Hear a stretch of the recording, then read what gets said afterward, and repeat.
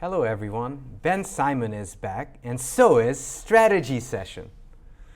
Today, I'll be your host, Denes Boros, Grandmaster Resident. Alright, so today, we're going to watch the great predecessors of Paulsen and Caruana.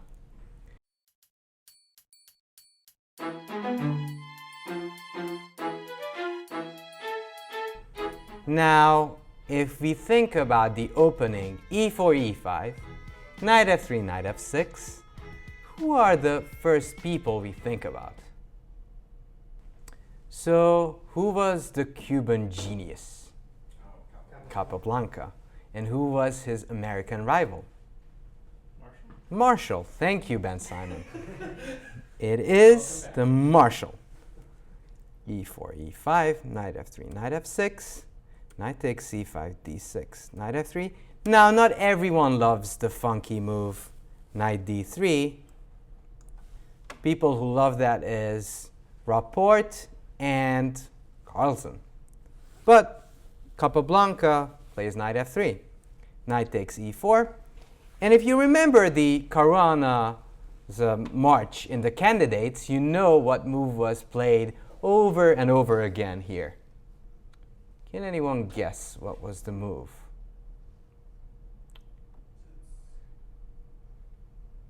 What was the game Kramnik-Caruana from the candidates? So it starts off as queen e2, queen e7, d3. And guess who played this idea first? In like the highest practice in chess. Obviously, Capablanca and Marshall. And after knight f6, bishop g5, after a long struggle, Capablanca did prevail. So, what's fascinating, that even though this game is played in the 1900s, we're still following the footsteps of Capablanca and Marshall. So let's head back to the game.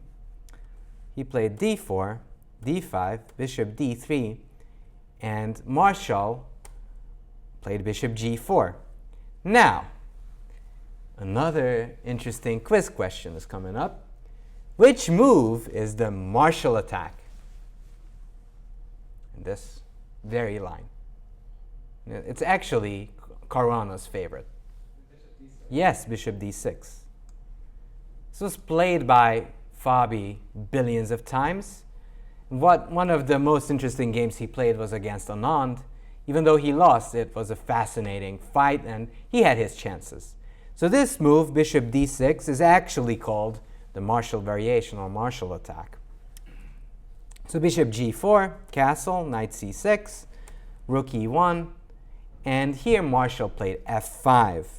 And actually, here there's a better move. Does anybody know what the main line is in this line?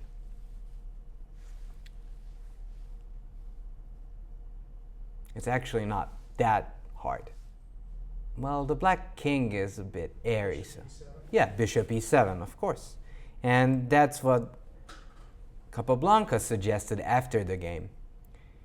And just so you know how much the next generation learned from Capablanca and Marshall, the players in 1984 Moscow was Kasparov and Karpov, which continued c4, knight f6, knight c3, and this was like a heated debate if this position is great for black or is it survivable. And after some very exciting games, it seemed that Kasparov managed to win few of them. So this is kind of like under some cloud, but it's still an interesting line. So there's a lot of lively play left in this position. So anyways, Marshall is an innovator, so bishop e7 seemed like, just a regular move, so he played f5, which looks very exciting, but not necessarily too good. So how did Capablanca try to punish him? Well, as you can see, this knight is pretty stable because of these pawns.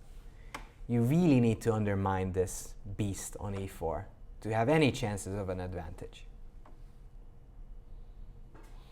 How can you potentially undermine this square? I mean this piece. Yes. C4, yes, of course.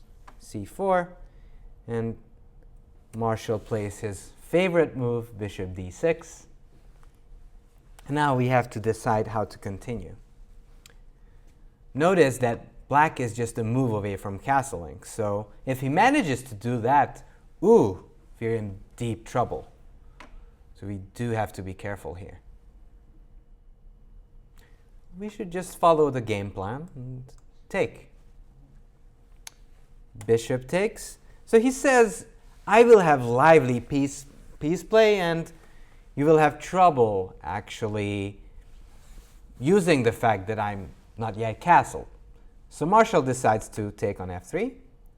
Queen takes f3. The reason he doesn't take on f3 with the pawn is kind of simple, because queen h4 is kind of dangerous. There's too many threats, and he didn't want to chance that. Also, bishop takes h2 is annoying, because you can't take this, because check, queen takes f2, and if black really wants to, can repeat, but there's no guarantees you don't get checkmated here, because this king is very, very weak here in h1. So Kappa decides to take on f3. Knight takes d4. And now this is again a very critical position here. Where would you bring your queen? Keep in mind that your biggest weaknesses with white is still the h2 and f2 squares. So you need to keep an eye on those if you want to be on the safe side. If you don't want to be on the safe side, you might get into trouble.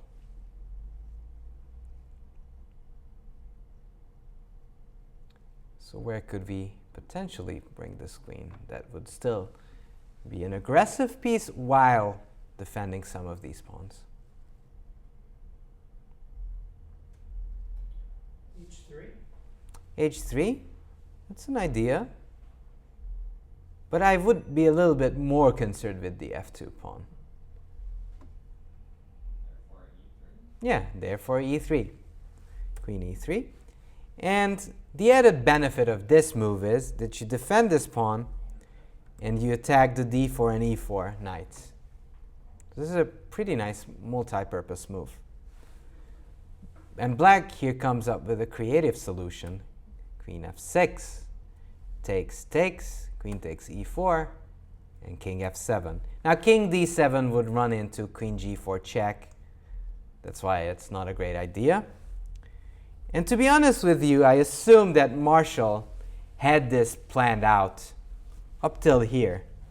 But here Capablanca comes up with a genius solution, which basically destroys Frank Marshall's concept.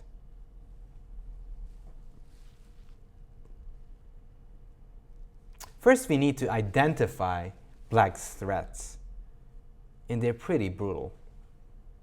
What are those? Yes, so this square is kind of weak. Notice that my queen and rook is lined up. That's not always a good thing. What can black potentially do here? Rook e8. Yes, rook e8 is like a huge threat. And if that happens, you're in big trouble. So we need to come up with a radical solution. I mean, yeah, both this rook and the other rook is threatening to go there.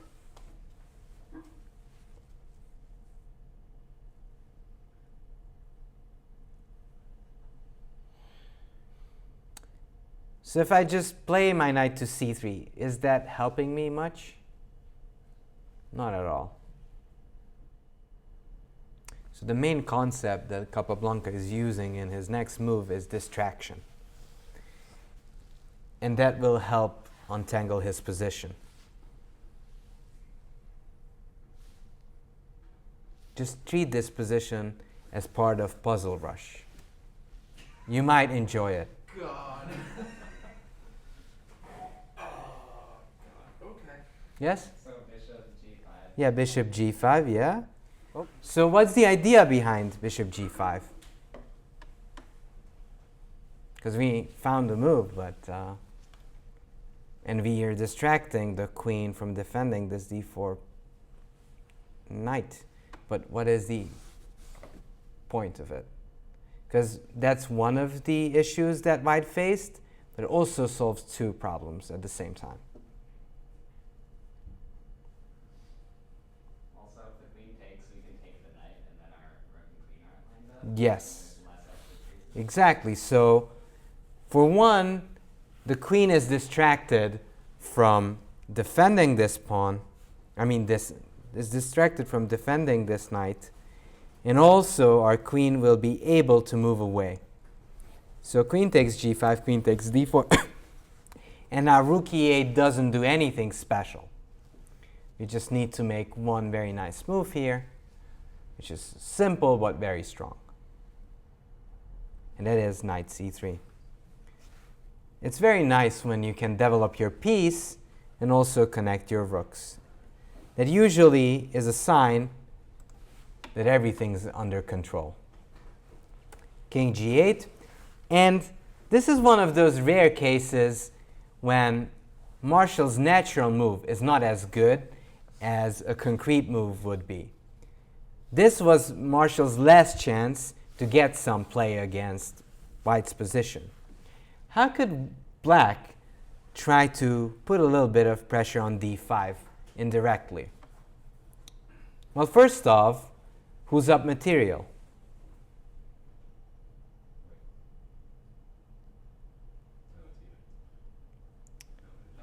Is it even? White's up a pawn. So if you're behind and you're black, what you're supposed to do if you have less material? Don't trade. And you're heading towards lots of trading. In the end, there might be insufficient material, right?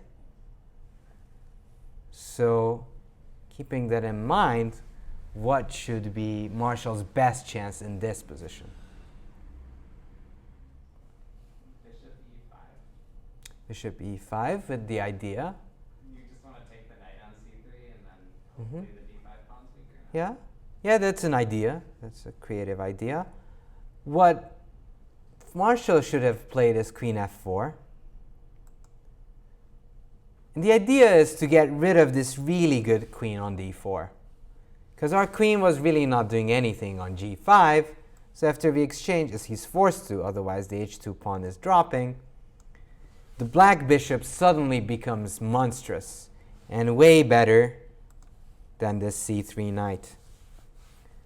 Even if we, let's say, try to chase it away, it might go to d2 or even to e5.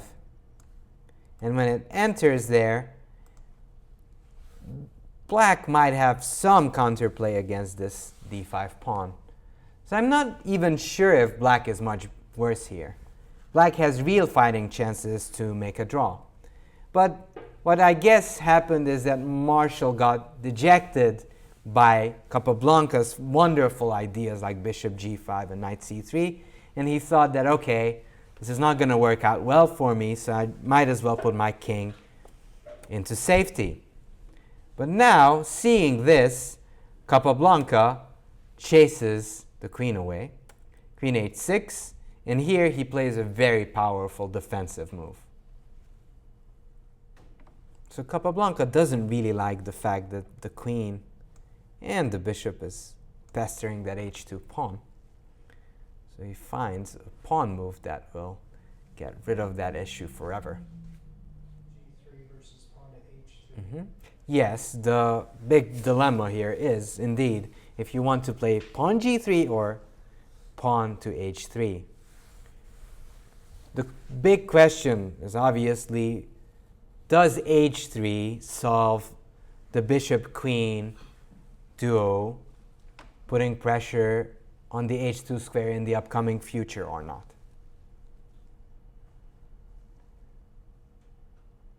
Probably not, because the diagonal would still be open. Yeah, probably not. Yeah, so g3. And exactly that's why Kappa played g3.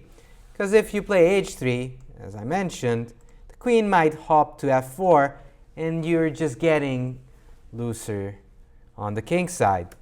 So g3, stopping all these funny business on the king side, and now black is basically waiting to get destroyed.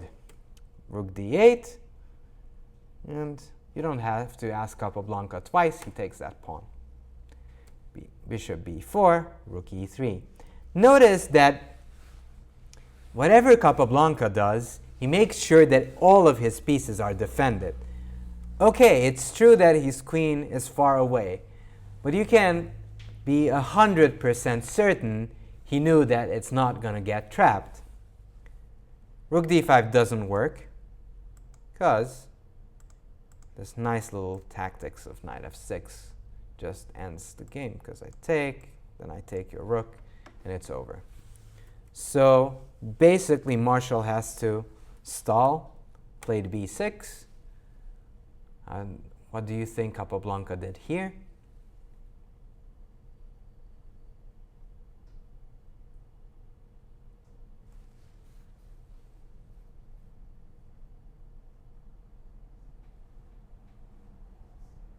Play simple chess like Capablanca. It's just the simplest move possible. Yes? Yeah, just take c7. Yes, he's a pawn grubber. Rook c8, queen d7. He's not scared. He knows that he will eventually escape on the white squares. Queen g6. But notice that Marshall is trying to come up with some counterplays, but Capablanca is not impressed. Plays d6, rook d8, queen c7, rook c8. And rook c8 was a big mistake, it turns out.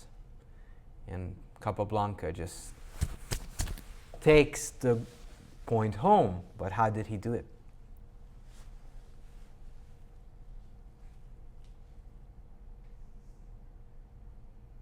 He comes up with a very neat little idea here.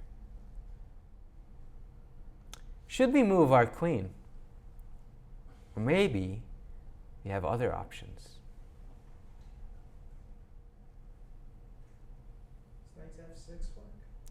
Knight f6 doesn't work yet, because I take with the pawn. And at least I don't see a direct win. Yes? You do d7. d7? Rook takes Yeah. c7. Pawn takes, rook's queen. Queen takes, and then knight to f6. Yes. Attack. Yes. Rook's the queen. Exactly. So d7 is the killer move that Capablanca found. And maybe even knight f6 could work here, but this is more dangerous to choose this move order. But as we know, Capablanca knows when to choose the cleanest options, and that therefore he played d7, although the idea is exactly the same. So takes, knight f6, takes, rook e8, king f7, rook e2, and he managed to beat Frank Marshall in this game. All right, so I want to show two very, very good games played by Capablanca that follows the same strategy, slowly taking away the breathing space from his opponents. So this game was played against Kupchik, whom we don't know much about. But he plays e4, e5, knight f3, knight c6. And can anybody tell me what was Capablanca's favorite opening against e4, e5 in general?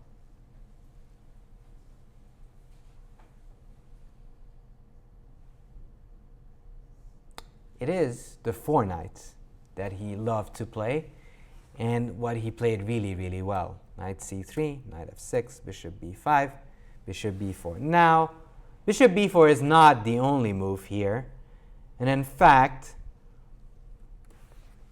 the other move might even be stronger. Can anyone tell me what is the other option here that many super grandmasters adopted since. It's the shocking move, knight d4, because white can't take on e5 because it runs into tactical ideas like queen e7, knight f3, but then black can take here, queen takes e4, queen e2, takes, knight d5, and c4 sadly doesn't win because a6 ruins all the fun.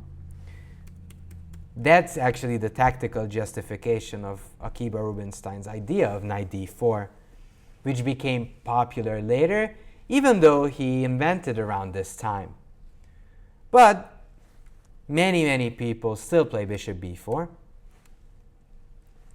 castles, and you're in strategy session, so Capablanca tries to create an inferior structure for his opponent. Bishop takes d6, d takes c6, d3. Now, can anybody tell me if this structure is familiar from other openings or not? Yes? Bishop takes e6 in Spanish. Yeah, this is very much similar to the bishop takes c6 Spanish, and also to the sub-variations of Berlin defense, where they play d3 early.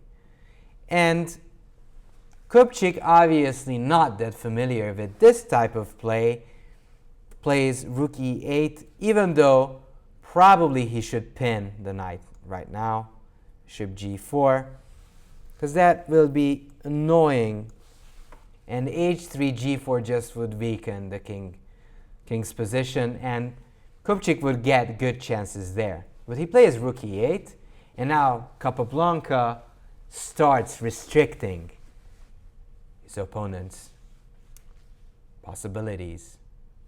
How did he do that? Just h3, of course. The point being that this bishop will be miserable there forever. That's why black needed to play bishop g4 as early as possible. So Kupchik decides to take on c3, which in hindsight I don't think is a good idea, because before that at least he had two bishops, which is a plus, because as the position opens up, things might get rosier for black. But after taking on c3, we're going to have an intricate opposite colored bishop middle game. Queen d6, knight h4.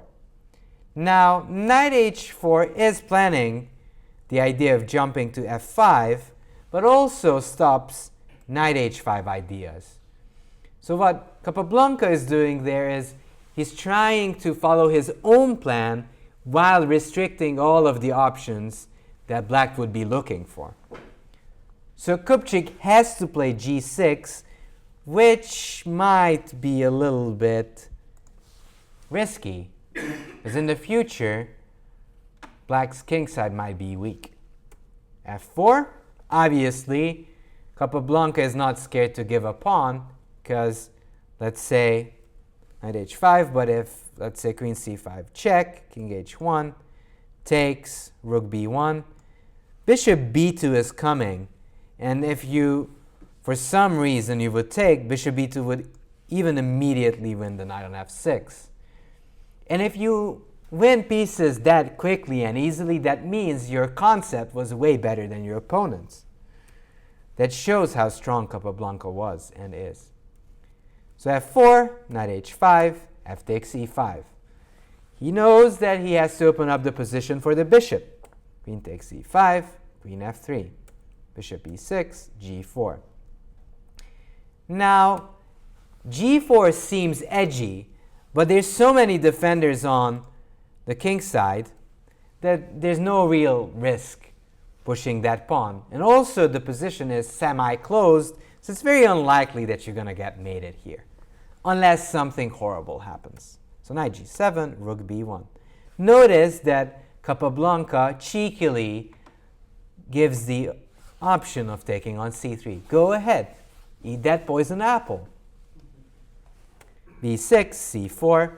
And have any of you played the Nimzo Indian before? A little bit?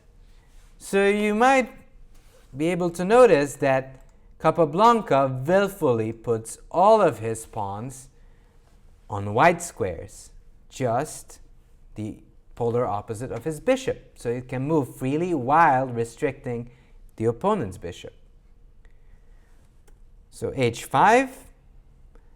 Therefore, h5 might be a little dubious in this sense.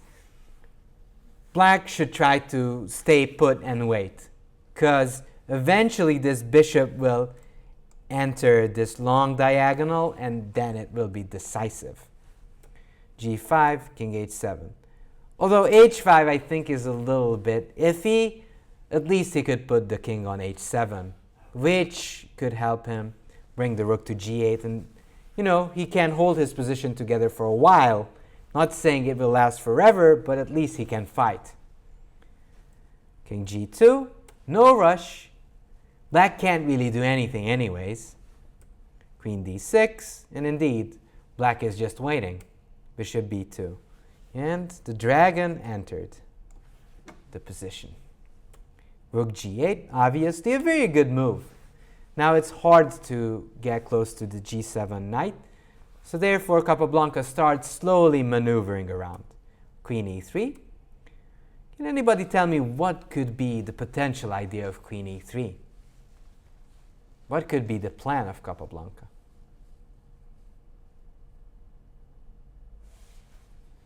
Yes? You could double his rooks on Mhm. f5. Yes, doubling the rooks on f5, that's correct. And also maybe hinting a little bit on c5, because it's always nice to give your opponent a triple pawn. So black is not excited about that idea. Plays queen d7, a3.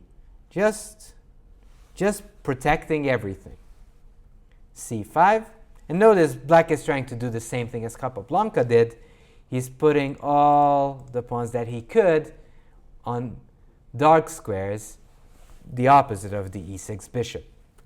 So rook f6, very nice. Planning maybe some future sacrifices on g6, also putting pressure on the e6 bishop. Knight e8, rook f4. And you can notice that black is uncomfortable. He's chasing the rook away, saying, go away. This is going to be too much pressure if we leave it like this. Rook f4, knight d6. Now maybe this wasn't such a great idea by black, because the knight was at least defending some of these crucial pieces. And on d6 it just defends the f7 pawn. You need to defend that pawn as well, but h5 and e6 might be more critical. Rook f6, knight e8. This is just probing. And Capablanca is not going to go in for a 3-time repetition and make a draw. Rook b8, rook f1, b5, c takes, b5, c4, a4. So here, black went ballistic. He couldn't stand still any longer and said, okay, whatever, I'm going to do some action on the queen side before I lose on the king side. So if he would have done knight d6, there's some funny ideas here, like queen f3, let's say b5, rook f6, and b takes c4 actually would lose here. How does black lose after b takes c4?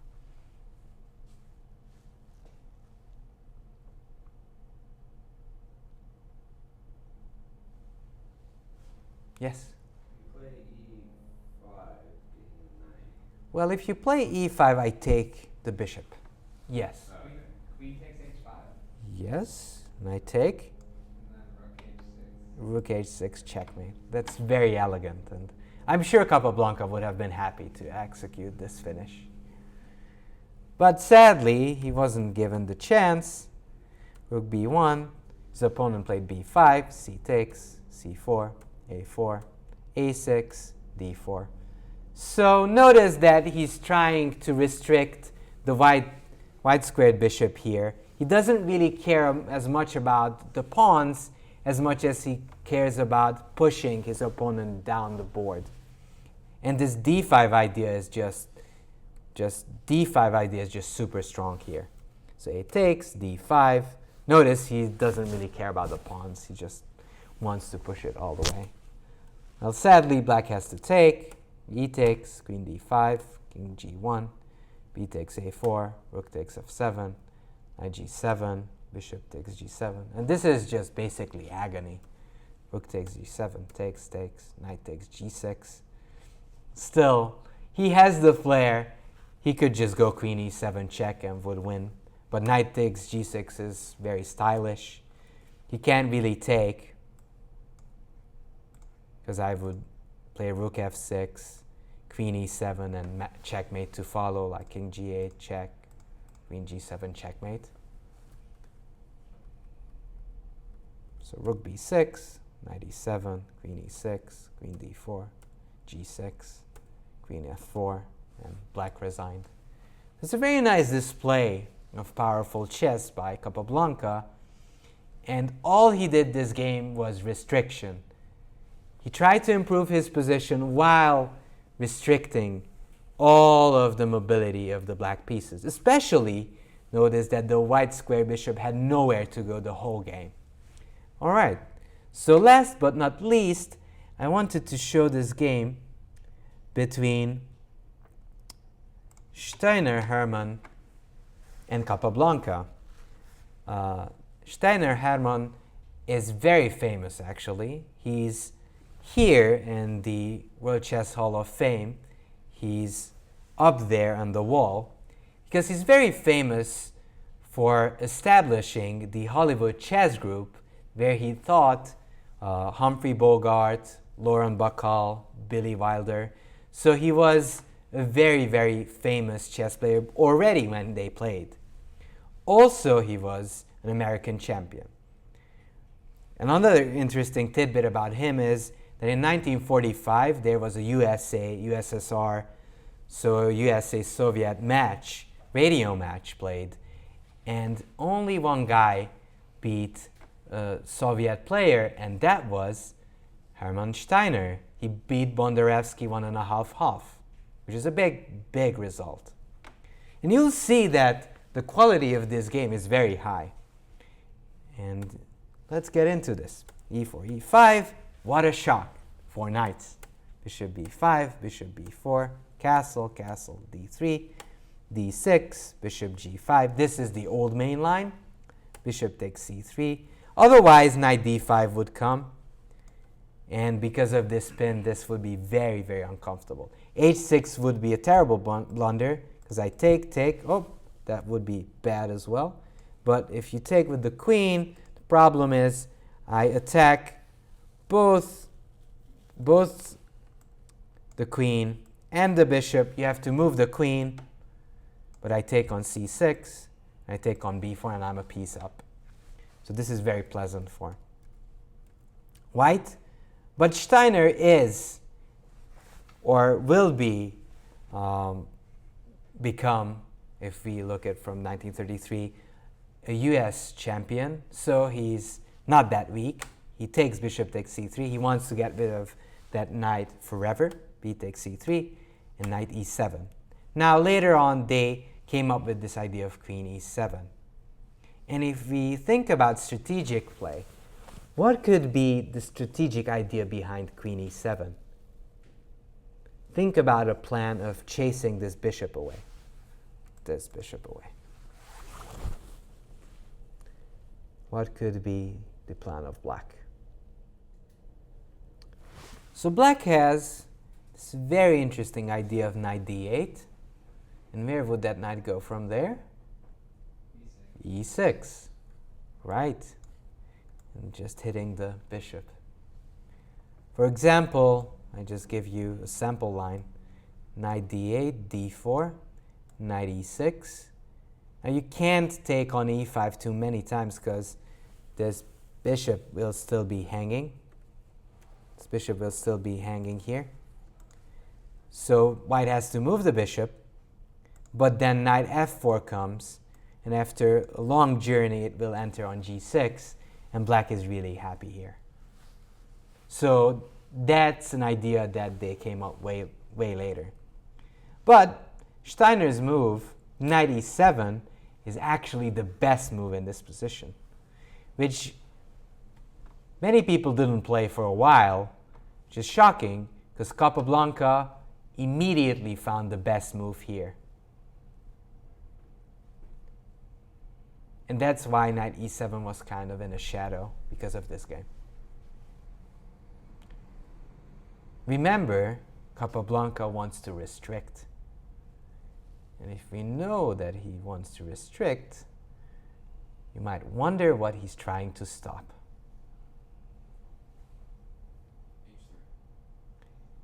H3.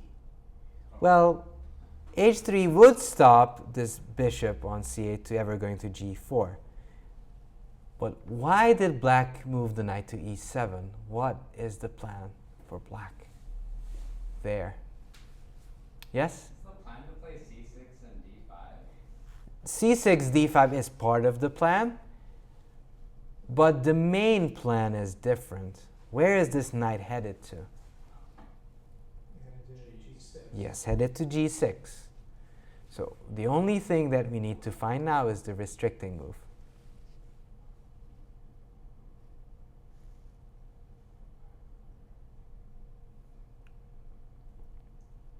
Knight to H4? Yes.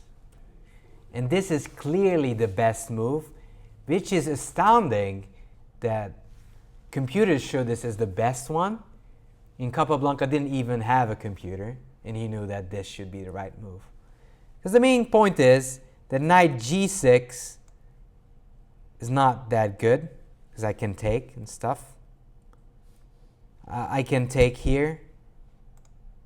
And if you have to take with H, you'll never get rid of this beast on G5.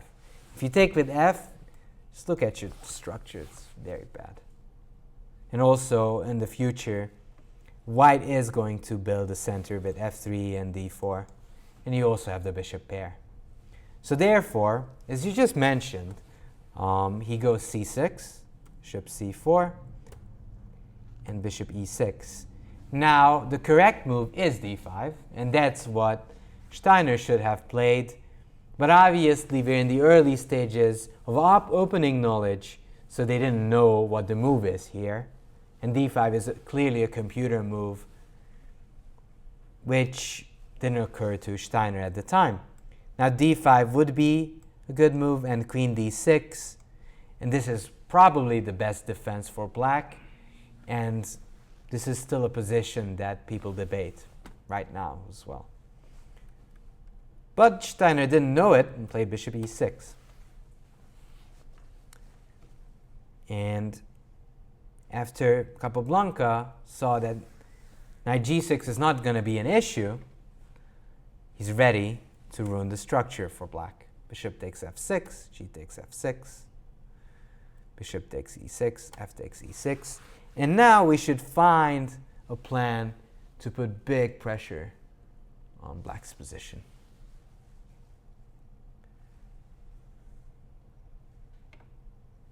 Notice that this E6 pawn is super weak right now.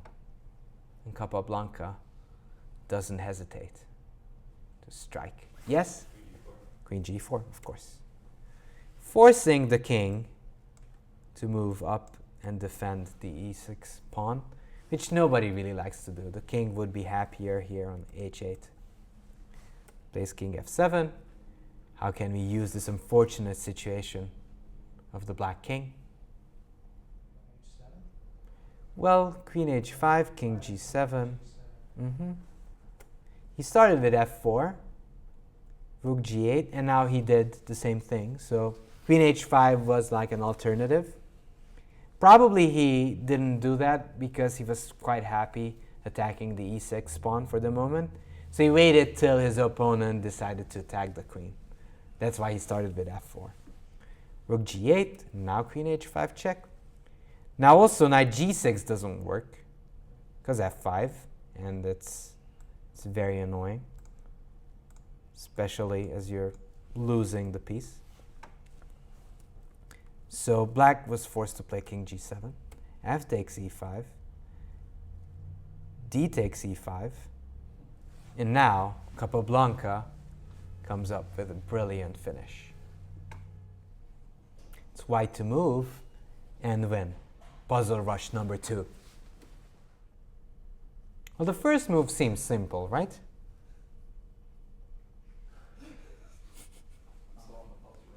I didn't calculate everything, but I think it has to be rook takes f6.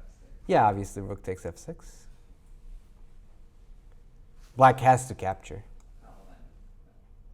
Oh, what were you thinking? What else? What other I guess moves? honestly, what I hadn't looked at yet was king h8. King h8? Well, that would be admitting that this is brilliant, and you can't really do that because I can just take you and I have lots of pieces. So king takes f6, that's the critical one.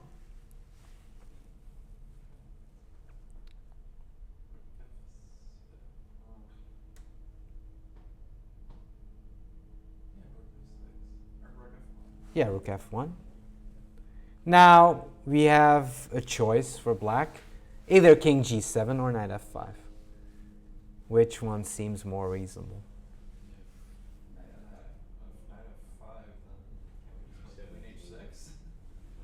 Knight f5. Yeah, I think also knight f5 is the better one, and that's what Steiner played. Knight f5. King g7 has some issues. What's the issue here? Queen f7, I go to the corner, king h8, and I'm not sure you can mate me.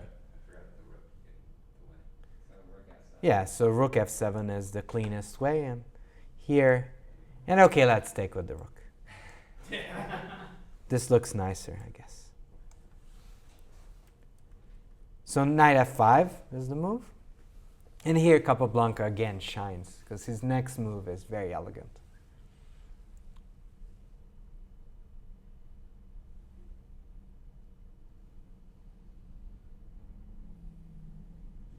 He takes with the knight, which is very nice, because even e takes f5 is winning, but knight f5 is a forced win. Black has to take. Queen b6 would do no good, because I call check, and you lose. So e takes f5 has to be played here. And, you know, if we're even just a little bit party people, we will play rook takes f5. Now king g7 loses the same way, right? It's just rook f7, king h8, checkmate. King e7 was played. And shockingly, the best move here is not rook f7, but queen f7 check. King d6, and you'll have to continue chasing. How should we continue that chase?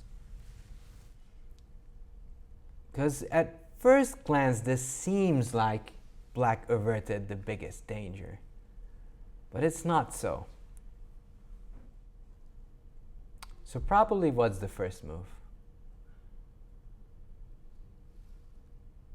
I want to say rook f6, but I think the queen. Yes, you should say rook f6. Yes. F6. Yes, rook f6 is the move. I mean, I do understand that you might fear of me taking, right?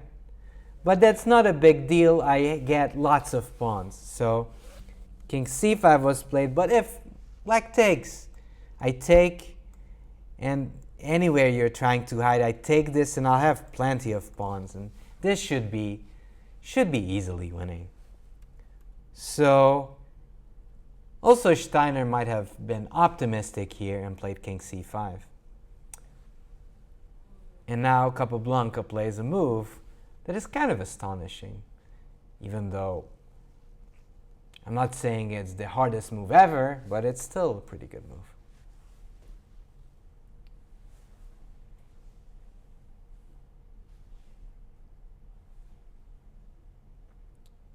I would even say it's like simple but spectacular.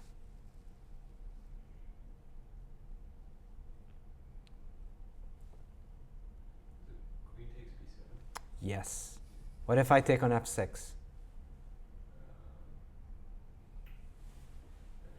it is b4, queen b4. Yes. So queen takes b7, and he played queen b6, but if queen takes f6, even though you're at 50 rooks up, I play queen b4, and no place for you to go, because I own them all.